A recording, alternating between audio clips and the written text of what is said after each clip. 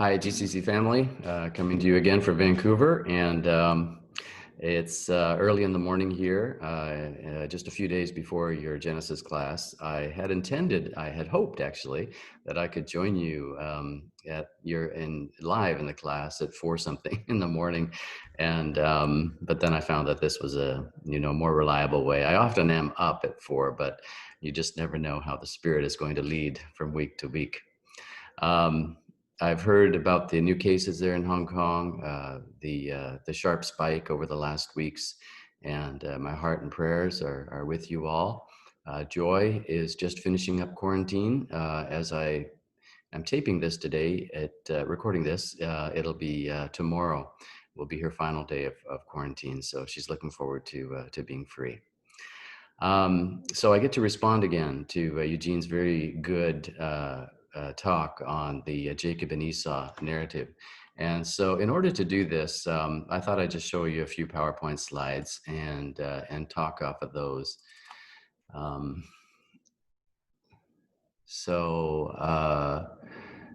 These are, there are 3 slides. And the first one, just as an overview of the Jacob and Esau narratives.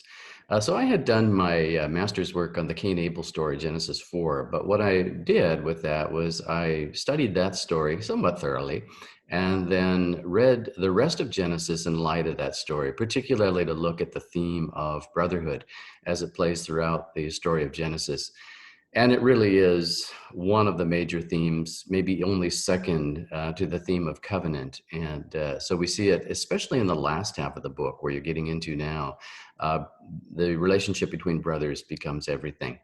Well, in the Jacob and Esau narratives, there's 3 stories. And so I've given you the reference there, references for those 3 stories. The first is in chapter 7, 1 to 40, or 27, 1 to 40. The second in 27, verses 41 to 28, verse 5. And the third story, chapters 32 and 33. Now, the really interesting thing that I found in my study of Genesis is that the word brother is repeated 7 times in each of these stories. And we call this in narrative studies a rhetorical marker. So the narrator is using a term a certain number of times to draw attention. And of course, in Hebrew, 7 is the word of perfection. So he really wants to draw our attention to this idea of brotherhood.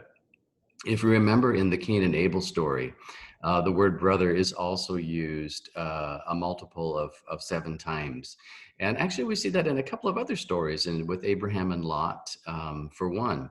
And so this idea of brother is really, really important. And it's all about the relationship between Jacob and Esau. And how is this brother relationship meant to work out? As we read the stories, we listen to the narrator, we're always keeping in mind what's happened earlier in Genesis, particularly the Cain and Abel story. And in the Jacob Esau story, there's quite a bit of overlap, quite a few similarities between that story. So this word brother repeated 7 times in each of those 3 stages, or the narratives of the individual narratives in the Jacob Esau story. And secondly, what you want to notice in their story is the movement from enmity to reconciliation. If you remember back in the Cain and Abel story, there was no reconciliation. There was murder and alienation of Cain, not only from his murdered brother, but then also from the ground. And here with Jacob and Esau, we see this movement away from enmity to reconciliation, the resolve of a broken relationship. So in the 3 stories, the big idea of each, in the first one, chapter 27, verses 1 to 40, is that of the younger brother being accepted and the older brother rejected. I think Eugene has referred to this term, kind of a technical term, called the reversal of primogeniture. And this basically means that the oldest child should have been the favored child, should have been the one who received the greatest inheritance, and in Isaac's case, received the blessing from Abraham. Through trickery, of course, Jacob receives that.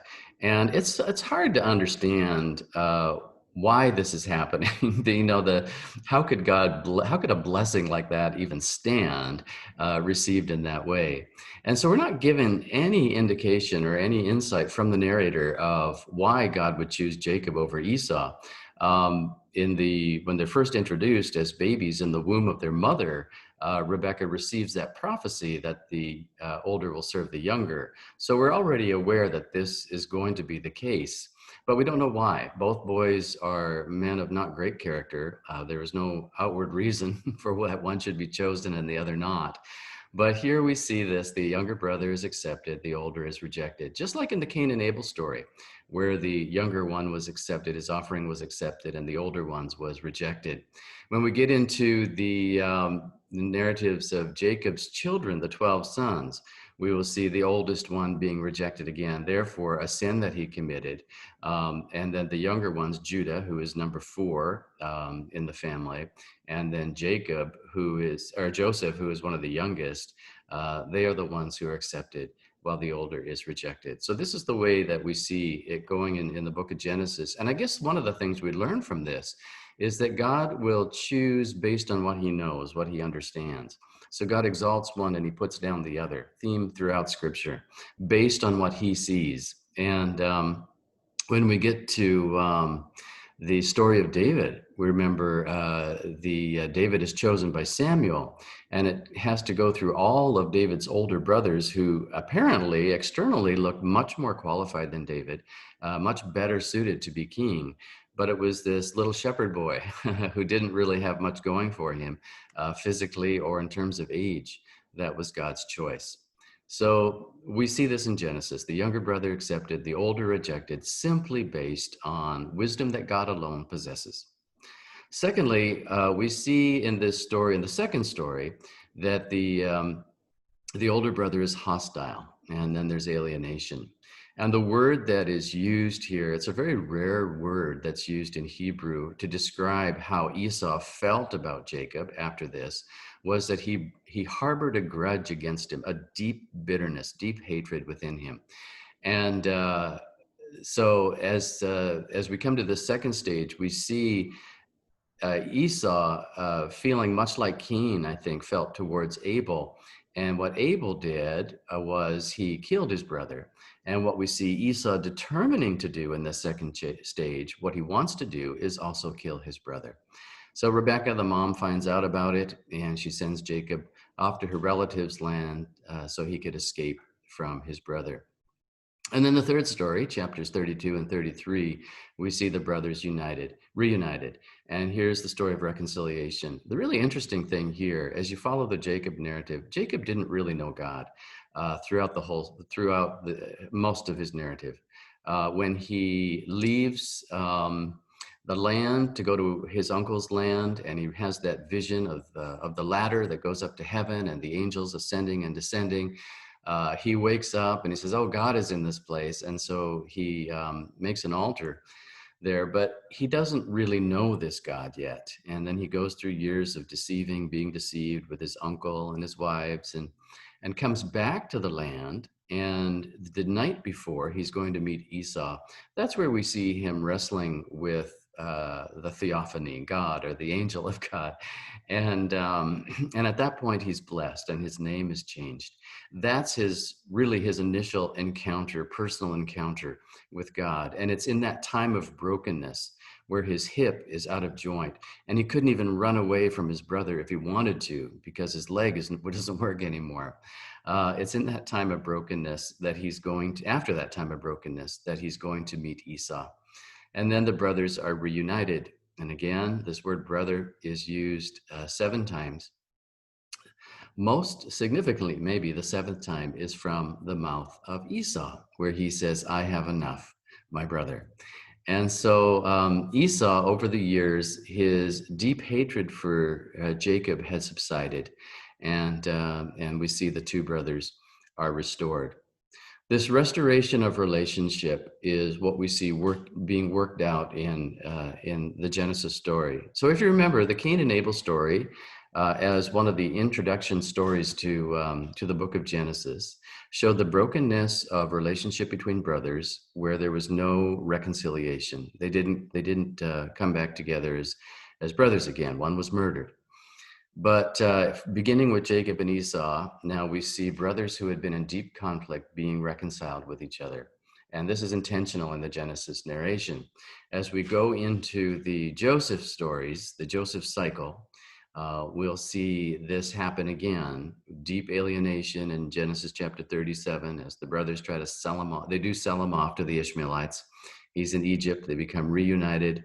And after all of that drama in their relationship, they're reconciled, truly reconciled. And Joseph will say to them at the end, you meant it for harm, but God meant it for good. And he spoke peaceably to them. That's what it says. He spoke peaceably to them. So this is what we see in the Jacob and Esau narratives. There's these three stories. The younger brothers accepted, the elders rejected. We see the will of God or the sovereignty of God. Secondly, we see the hostility, the alienation between them. And finally, we see that they are reunited. So it's no coincidence, I think, as we get into the New Testament and we begin to see the teaching of Jesus, because brotherhood, the relationship between brothers, is central to the Torah. It's the most foundational thing we can learn apart from the covenant that God has made with us individually and as a community. But the covenant relationship with brothers, or the fact of brotherhood, is central in the Torah. So when Jesus began teaching in Matthew chapter 5, his very first command, very first instruction to the disciples comes in Matthew chapter 5, verse 21. So in the Sermon on the Mount, where this is found, Matthew 5, verses 1 to 20 is a prologue. It's all descriptive. There's not one command given. He gives the Beatitudes. He tells them that they're the salt of the earth, they're the light of the world. He claims his authority to be even greater than the Torah, or the embodiment of the Torah. And then he begins teaching them. And his words, this well-known passage, you have heard that it was said to those of old, you shall not murder, and whoever murders will be liable to judgment. I say to you that everyone who is angry with his brother will be liable to judgment. Whoever insults his brother will be liable to the council. And whoever says, you fool, will be liable to the hell of fire. So if you're offering your gift at the altar and there remember that your brother has something against you, leave your gift there before the altar and go. First, be reconciled to your brother, and then come and offer your gift. Can you see the priority that Jesus is placing on the brother relationship? So if we harbor a negative feeling, anger towards a brother, then we're liable to judgment, he says. It's equal to murder. So what we see in Cain and in Esau, these feelings of deep anger towards their brother, this is what Jesus said we have to put away. As we read through the narrative, we find ourselves in the story. We find ourselves in these stories of brothers, and it's easy for us to relate to that sense of anger because we've all felt it, and we all continue to feel it. And this is what Jesus says we have to put it off. First teaching that he gives. We cannot stress this enough. It's so important to him.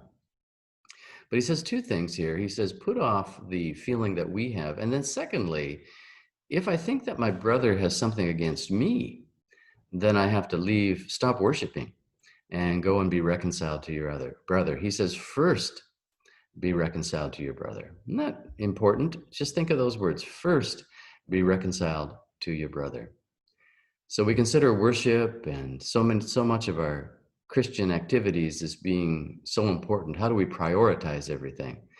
So for Jesus, he said, first be reconciled to your brother. For him, the peaceful relationships are everything for the Christian life. And we see this throughout the New Testament. His disciple John would later write, if you love God, how can you say you love God and hate your brother? The person who hates his brother cannot possibly have the love of God. So we prove our love for God, not really through our acts of worship in a corporate setting at the temple in Jesus' day, or in a church building. We prove our love for God in the position that we are towards our brother and the attitude that we possess toward the brother. So, just as a few words of application, things for you to think about. I think there's three ways that we can think of a brother. One is we can think of a brother as an obstacle, and this is what we see happening in the Genesis narratives. The brother is somebody who gets in my way. He hinders my success. He maybe makes me unhappy. He's an obstacle in my way of happiness. I get angry with my brother. I feel bad things about my brother. So we can see the brother as an obstacle, somebody that we either avoid or we get rid of. And in Genesis, we see the brothers doing both avoiding and getting rid of the brother who was an obstacle. So secondly, we could see the brother as a function. And when Saul was going to become king, so Israel was a nation of brotherhood, and they had one God.